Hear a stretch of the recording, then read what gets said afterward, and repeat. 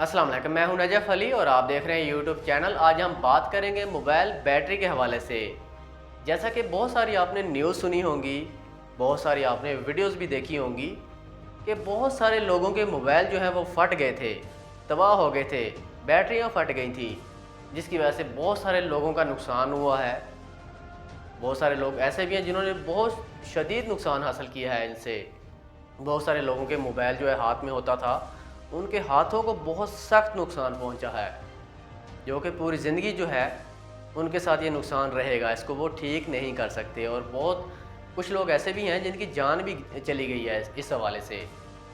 तो आज मैं आपको बताऊंगा कि मोबाइल की जो बैटरी होती है ये किस तरह से फट जाती है, इसके अंदर क्या एहतियाती तदाबीर आपने अपनानी है जिससे आप इस नुकसान से बच सकते हैं। मुख्तलिफ ममालिक के अंदर ये जो बैटरी है, मोबाइल की जो बैटरी है, ये बहुत सारे मोबाइल ऐसे हैं जो फट गई थी, बहुत सारे लोगों का नुकसान हुआ है इससे। बहुत सारे लोगों को ये मालूम ही नहीं कि इससे हम कैसे बच सकते हैं।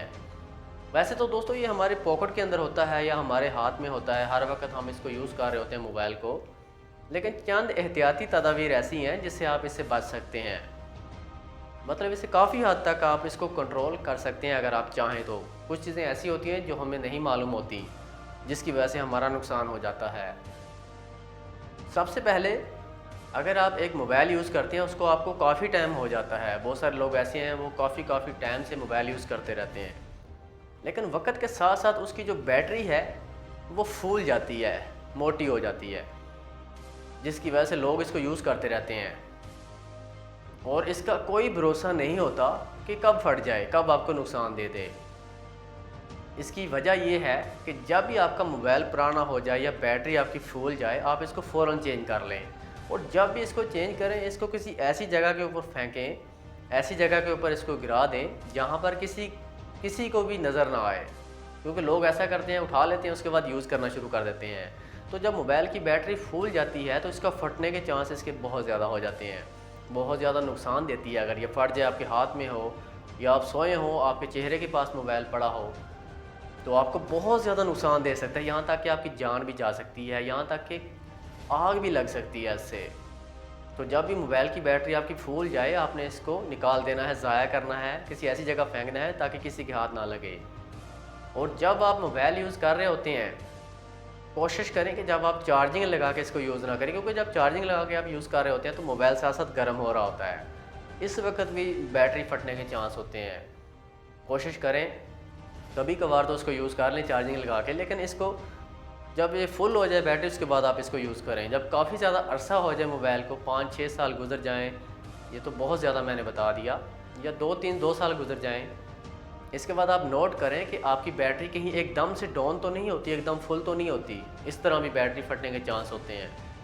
ये बैटरी जब आपकी ख़राब हो जाती है तो उसके चांसेस बन जाते हैं कि मोबाइल की जो बैटरी है फट जाती है। इस तरह का अगर कोई इशू बने तो आप अपने मोबाइल की बैटरी को चेंज करें।